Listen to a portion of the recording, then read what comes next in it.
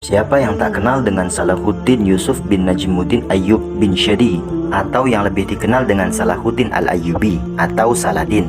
Beliau merupakan kesatria dan panglima muslim yang tak mengenal rasa takut dan paling ditakuti musuh dalam perang salib. Salahuddin Al-Ayyubi adalah laki-laki dari kalangan Ajam atau non-Arab. Tidak seperti yang disangka-sangkakan oleh sebagian orang bahwa Salahuddin adalah orang Arab. Ia berasal dari suku Kurdi, lahir pada tahun 1138 Masehi di kota Tikrit, Irak, kota yang terletak antara Baghdad dan Mosul. Salahuddin melengkapi orang-orang besar dalam sejarah Islam yang bukan berasal dari bangsa Arab seperti Imam Bukhari, Imam Muslim, Imam Tirmidzi, dan lain-lain sebagainya. Karena suatu alasan, kelahiran Salahuddin memaksa ayahnya untuk meninggalkan Tikrit, sehingga sang ayah merasa kelahiran anaknya ini menyusahkan dan merugikannya. Namun, kala itu ada orang menasihatinya, "Engkau tidak akan pernah tahu, bisa jadi anakmu ini akan menjadi seorang raja yang reputasinya sangat cemerlang." Dari Tikrit, keluarga Kurdi ini berpindah menuju Mosul. Sang ayah, Najmuddin Ayyub, tinggal bersama seorang pemimpin besar lainnya, yakni Imaduddin Az-Zanki. Imaduddin Az-Zanki memuliakan keluarga ini, dan Salahuddin pun tumbuh di lingkungan yang penuh keberkahan dan kerabat yang terhormat di lingkungan barunya. Beliau belajar menunggang kuda, menggunakan senjata, dan tumbuh dalam lingkungan yang sangat mencintai jihad.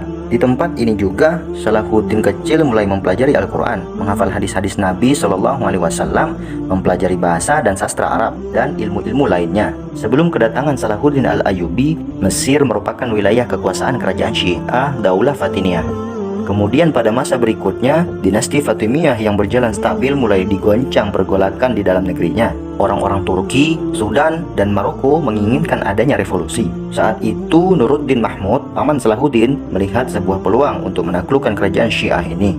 Ia berpandangan menaklukkan Daulah Fatimiyah adalah jalan lapang untuk membebaskan Yerusalem dari kekuasaan perang salib.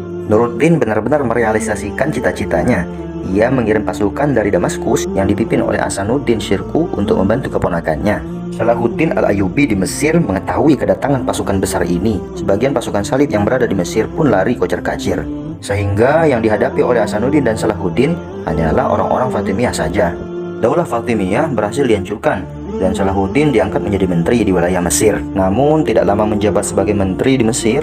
2 bulan kemudian Salahuddin diangkat sebagai wakil dari Khalifah dinasti Ayyubiyah. Persiapan Salahuddin untuk menggempur pasukan salib di Yerusalem, Palestina benar-benar matang. Dia menggabungkan persiapan keimanan ataupun non-materi dan persiapan materi yang luar biasa. Persiapan keimanan ia bangun dengan membersihkan akidah Syiah Batiniyah dari dada-dada kaum muslimin dengan membangun madrasah dan menyemarakkan dakwah.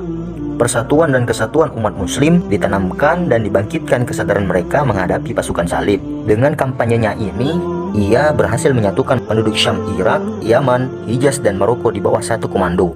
Dari persiapan non-materi ini, terbentuklah sebuah pasukan dengan cita-cita yang sama dan memiliki landasan keimanan yang kokoh. Dari segi fisik, Salahuddin mengadakan pembangunan markas militer, benteng-benteng perbatasan, menambah pasukan, memperbaiki kapal-kapal perang, dan membangun rumah sakit. Pada tahun 580 Masehi, Salahuddin menderita penyakit yang cukup berat. Namun dari situ, tekadnya untuk membebaskan Yerusalem semakin membara. Dengan karunia Allah, Salahuddin pun sembuh dari sakitnya. Ia mulai mewujudkan janjinya untuk membebaskan Yerusalem. Pembebasan Yerusalem bukanlah hal yang mudah. Salahuddin dan pasukannya harus menghadapi pasukan salib di Hattin terlebih dahulu. Perang ini dinamakan Perang Hattin, perang besar sebagai pembuka untuk menaklukkan Yerusalem. Dalam perang tersebut, kaum muslimin berkekuatan 63.000 pasukan yang terdiri atas para ulama dan orang-orang soleh. Mereka berhasil membunuh 30.000 pasukan salib dan menawan 30.000 pasukan lainnya. Setelah menguras energi di Hattin, akhirnya kaum muslimin tiba di Al-Quds, Yerusalem. Dengan jumlah pasukan yang besar, tentara-tentara Allah ini mengepung kota suci itu. Perang pun berkecamuk. Pasukan salib sekuat tenaga mempertahankan diri. Beberapa pemimpin muslim pun menemui syahid mereka dalam peperangan ini. Melihat keadaan ini, kaum muslimin semakin bertambah semangat untuk segera menaklukkan pasukan salib. Untuk memancing emosi kaum muslimin, pasukan salib memancangkan salib besar di atas kubah Syarqah. Salahuddin dan beberapa pasukannya segera bergerak cepat ke sisi terdekat dengan kubah Syarqah itu untuk menghentikan kelancangan pasukan salib. Kemudian kaum muslimin berhasil menjatuhkan dan membakar salib tersebut. Setelah itu, Jundullah menghancurkan menara-menara dan benteng-benteng Al-Quds. Pasukan salib mulai terpojok, mereka tercerai-berai dan mengajak berunding untuk menyerah. Namun Salahuddin menjawab, "Aku tidak akan menyisakan seorang pun dari kaum Nasrani, sebagaimana mereka dahulu tidak menyisakan seorang pun dari umat Islam ketika menaklukkan Yerusalem." Namun, pimpinan pasukan kaum salib, Balian bin Bazran, mengancam, "Jika kaum muslimin tidak mau menjamin keamanan kami, maka kami akan bunuh semua tahanan dari kalangan umat Islam yang jumlahnya hampir mencapai 4.000 orang. Kami juga akan membunuh anak-anak dan istri-istri kami, menghancurkan bangunan-bangunan, membakar harta benda, menghancurkan Kubah Syarqah, membakar apapun yang bisa kami bakar. Dan setelah itu kami akan hadapi kalian sampai darah penghabisan. Satu orang dari kami akan membunuh satu orang dari kalian. Kebaikan apa lagi yang bisa engkau harapkan?" Dan inilah ancaman yang diberikan pasukan salib kepada Salahuddin Al-Ayyubi dan pasukannya. Salahuddin pun mendengarkan dan menurut kehendak pasukan salib dengan syarat setiap laki-laki dari mereka membayar 10 dinar, untuk perempuan 5 dinar dan anak-anak 2 dinar. Pasukan salib pun pergi meninggalkan Yerusalem dengan tertunduk dan hina.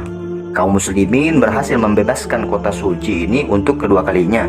Tindakan Salahuddin yang mengurungkan niat membantai tentara salib serta penduduk Kristen di kota itu sangat dihargai dan dihormati lawannya, terutama dari Raja Richard I Inggris yang lebih dikenal sebagai Richard the Lionheart. Raja Richard yang memimpin perang salib ketiga pada tahun 1189 untuk merebut kota Yerusalem sangat menghormati dan menilai Salahuddin sebagai lawan yang berharga. Salahuddin memasuki Yerusalem pada hari Jumat 27 Rajab 583 Hijriah atau pada 2 Oktober 1187. Kota tersebut kembali ke pangkuan umat Islam setelah selama 88 tahun dikuasai orang-orang Nasrani. Kemudian ia mengeluarkan salib-salib yang terdapat di Masjid Al-Aqsa, membersihkannya dari segala najis dan kotoran, dan mengembalikan kehormatan masjid tersebut. Salahuddin Al-Ayyubi wafat pada usia 55 tahun pada 16 Safar 589 Hijriah, bertepatan dengan 21 Februari 1193 di kota Damaskus. Salahuddin wafat karena mengalami sakit demam selama 12 hari. Dan semoga Allah meridhai, merahmati, dan membalas jasa-jasa Salahuddin Al-Ayyubi, sang pembebas Yerusalem.